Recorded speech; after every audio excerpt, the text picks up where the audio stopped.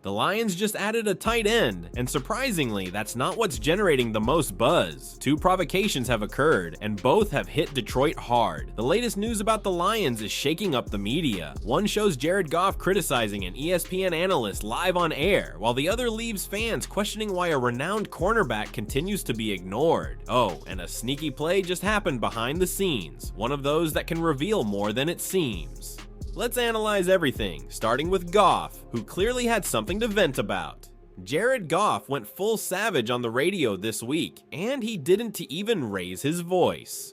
During an interview on 97.1 The Ticket, the Lions QB was asked about a little sideline drama with Commanders DT Javon Kinlaw in Sunday's blowout win. Goff explained it pretty calmly, saying Kinlaw had clearly jumped off sides. No big deal, until Goff casually dropped a live grenade on ESPN's Louis Riddick. He said, and I quote, "That was after they punched Amon-Ra St. Brown in the face, so I can wait to see Louis Riddick break that one down for us this week on Turning Point." Yeah, deadpan, brutal, and very intentional. See, this isn't just some random beef. Last month, Riddick and NFL Films used their Turning Point segment to highlight Brian Branch losing his cool after a tough game against the Chiefs. They focused on Branch punching a player post-game, and yeah, it was a bad look, but the players weren't thrilled with how the whole thing was framed. A lot of them felt it was edited to embarrass Branch, not explain the situation. That's why Goff's not letting it slide. He is basically saying, if you were gonna call us out when we mess up, make sure you show both sides. Like maybe when our guy gets punched in the face during a play. But here's the twist. Amon-Ra wasn't exactly an innocent bystander in that skirmish. Reports suggest he played a role in the heated moment that led to the punch. So while Goff's firing shots, he might be poking a bear that's ready to bite back. Again. Still, the message was clear. The Lions locker room is done with being painted like the villains, especially when national analysts get selective with what they show.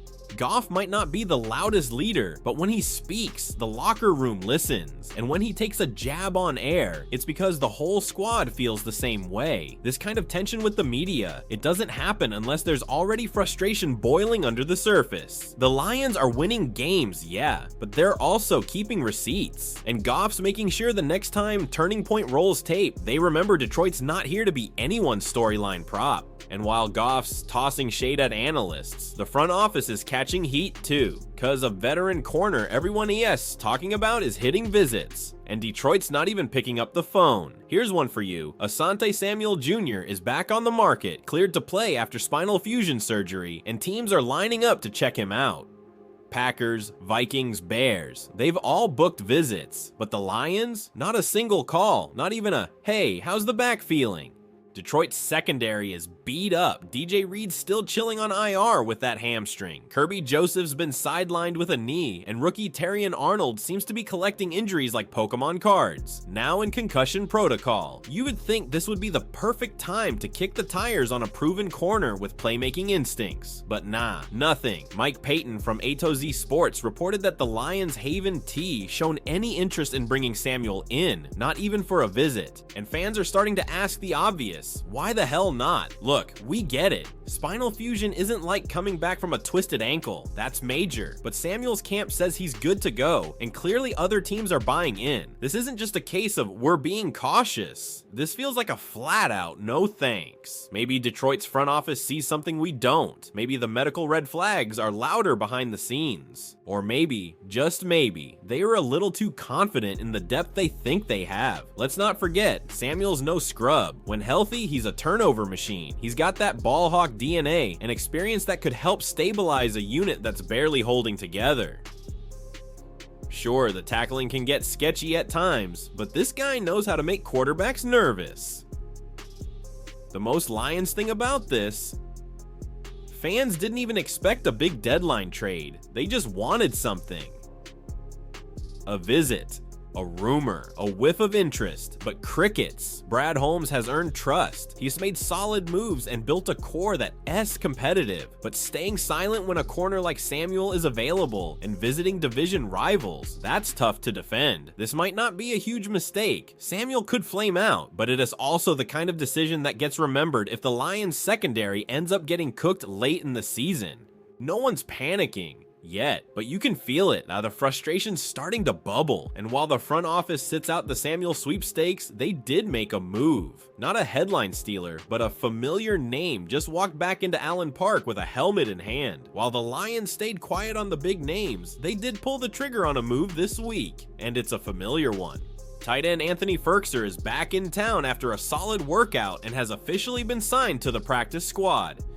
In return, offensive lineman Jack Conley gets the boot. Now, if you're thinking, didn't we already have this guy? Yep, we did. Firkser's NFL journey has been a wild one. Undrafted out of Harvard back in 2017, he's basically been on a football road trip ever since. Jets, Chiefs, Titans, Falcons, Patriots, Jets again, Chiefs again, and now Lions again. He's like that guy who knows every couch in every NFL facility. Firkser's never been a superstar, but he's reliable, solid hands, smart routes, knows the playbook, especially this one. That matters when injuries start piling up and you need a plug-and-play option without spending weeks teaching someone the system. In 2024, he suited up for the Jets and Chiefs in 7 games, but didn't record a single catch. Statistically, it was a ghost year, but his value isn't always in the box score. He blocks, he understands situational football, and he doesn't make dumb mistakes. For Detroit, this move isn't about lighting up the scoreboard, it's about roster insurance. You've got a tight end room that can get thin real quick, especially if someone like Sam Laporta tweaks an ankle. Bringing in a guy like Firkser is about being ready for the what-ifs. It's not flashy, it's not fun, it's not gonna get tweets flying, but it's a smart, steady move. And in this league, sometimes that's the difference between surviving December and falling apart.